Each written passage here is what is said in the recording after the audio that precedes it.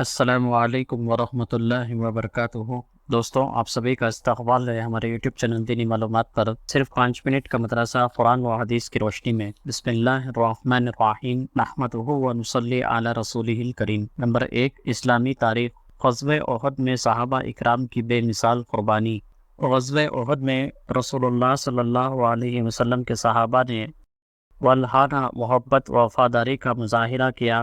اس کا تصور بھی رہتی دنیا تک عالمی اسلام کو روحانی جذبے سے مالا مال کرتا رہے گا۔ جب مشرکین نے آپ صلی اللہ علیہ وسلم کا گھیراؤ کر لیا تو فرمایا، مجھ پر کون جان قربان کرتا ہے؟ زیادہ بن سکن رضی اللہ تعالیٰ عنہ چند انصاریوں کے ساتھ آگے بڑھے اور ایک کے بعد دیگر ساتوں نے آپ صلی اللہ علیہ وسلم کی حفاظت میں اپنے آپ کو قربان کر دیا۔ عبداللہ بن خمیہ نے جب تلوار کا وار کیا تو عمارہ رضی اللہ تعالیٰ عنہ حضور صلی اللہ علیہ وسلم کے سامنے آ گئے اور اس کے وار کو اپنے کندھے پر روک لیا۔ حضرت ابو دجانہ رضی اللہ تعالیٰ عنہ ڈھال بن کر کھڑے ہو گئے، یہاں تک کہ ان کی پیٹھ تیروں سے چھلنی ہو گئی۔ حضرت طلحہ رضی اللہ تعالیٰ عنہ نے دشمن کے تیر اور تلوار ہاتھوں پر روکے، جس کی وجہ سے ان کا ایک ہاتھ کٹ کر گر گیا۔ دشمن کی ایک جماعت حملے کے لیے آگے بڑھی تو تنہا حضرت علی نے رضی اللہ تعالیٰ عنہ نے ان کا رخ پھیر دیا۔ غرض صحابہ اکرام رضی اللہ تعالیٰ عنہ کی رسول اللہ صلی اللہ علیہ وسلم سے وفاداری اور جان نثار اپنی شکست کو فتح میں تبدیل کر دیا۔ نمبر 2، حضور صلی اللہ علیہ وسلم کا معجزہ، ہاتھ سے خوشبو نکلنا۔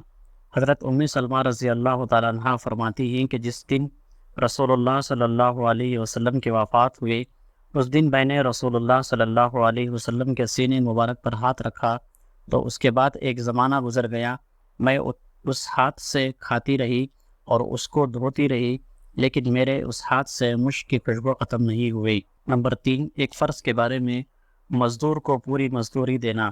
رسول اللہ صلی اللہ علیہ وسلم نے فرمایا، میں قیامت کے دن 3 لوگوں کا مقابل بن کر ان سے جھگڑوں گا۔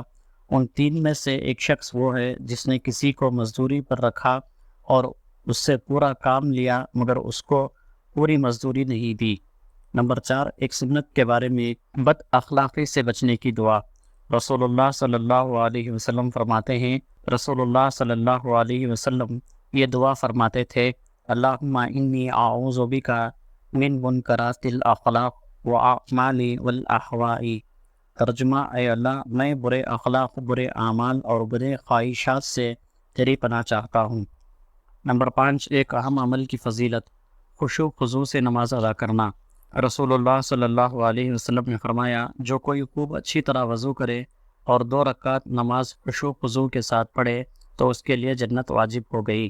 نمبر 6، ایک گناہ کے بارے میں، یتیموں کا مال کھانا۔ قرآن میں اللہ تعالیٰ فرماتے ہیں، یتیموں کے مال ان کو دیتے رہا کرو اور پاک مال کو ناپاک مال سے نہ بدلو اور ان کا مال اپنے مالوں کے ساتھ ملا کر مت کھاؤ، ایسا کرنا یقیناً بہت بڑا گناہ ہے۔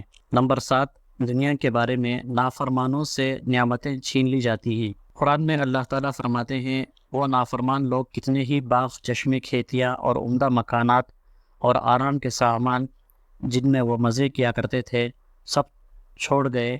ہم نے اسی طرح کیا اور ان سب چیزوں کا وارث ایک دوسری قوم کو بنا دیا، پھر ان لوگوں پر نہ تو آسمان رویا اور نہ ہی زمین، اور نہ ہی ان کو مہلت دی گئی۔ نمبر 8، آخرت کے بارے میں، اہل ایمان اور قیامت کا دن۔ رسول اللہ صلی اللہ علیہ وسلم سے 50,000 سال کے برابر دن یعنی قیامت کے بارے میں پوچھا گیا کہ وہ کتنا لمبا ہوگا تو رسول اللہ صلی اللہ علیہ وسلم نے فرمایا، اس ذات کی قسم جس کے قبضے میں میری جان ہے، وہ دن مومن کے لیے اتنا مختصر کر دیا جائے گا جتنی دیر میں وہ دنیا میں فرض نماز ادا کیا کرتا تھا۔ نمبر 9، طب نبوی سے علاج، کدو سے علاج۔ حضرت انس رضی اللہ تعالیٰ عنہ فرماتی ہیں کہ میں نے کھانے کے دوران رسول اللہ صلی اللہ علیہ وسلم کو دیکھا کہ پیالے کے چاروں طرف سے کدو تلاش کر کے کھا رہے تھے۔ اسی روز سے میرے دل میں کدو کی رغبت پیدا ہو گئی۔ فائدہ، اطباء نے اس کے بے شمار فوائد لکھے ہیں، اور اگر دہی کے ساتھ پکا کر استعمال کیا جائے تو بدن کو عمدہ غذائیت بخشا ہے۔ گرم مزاج اور بخار زدہ لوگوں کے لیے یہ غیر معمولی طور پر نفع بخش ہے۔ نمبر 10، نبی صلی اللہ علیہ وسلم کی نصیحت۔ رسول اللہ صلی اللہ علیہ وسلم نے فرمایا، جو اللہ اور آخرت کے دن پر ایمان رکھتا ہو اسے اپنے پڑوسی کا اکرام کرنا چاہیے۔ صحابہ نے پوچھا، یا رسول اللہ، پڑوسی کا پڑوسی پر کیا حق ہے؟ فرمایا، اگر وہ تم سے کچھ مانگے تو اس کو دے دیا کرو۔ اللہ تعالیٰ سے دعا ہے کہ اللہ تعالیٰ خیر و عافیت کے فیصلے فرمائے، اللہ تعالیٰ ایمانی زندگی عطا فرمائے، اللہ تعالیٰ ایمان پر ثابت قدمی نصیب فرمائے، اللہ تعالیٰ ہمارا خاتمہ ایمان پر فرمائے، آمین۔ وآخر دعوانا الحمدللہ رب العالمین۔ دوستوں، آپ سے گزارش ہے کہ اگر آپ ہمارے چینل پر نئے ہی تو ہمارے چینل کو ضرور سے سبسکرائب کریں اور اس کو شیئر بھی کریں تاکہ دین کی باتیں دوسروں تک بھی پہنچے۔ اللہ تعالیٰ آپ کو بھی اس کا ذریعہ بنائے۔ جزاک اللہ خیرہ۔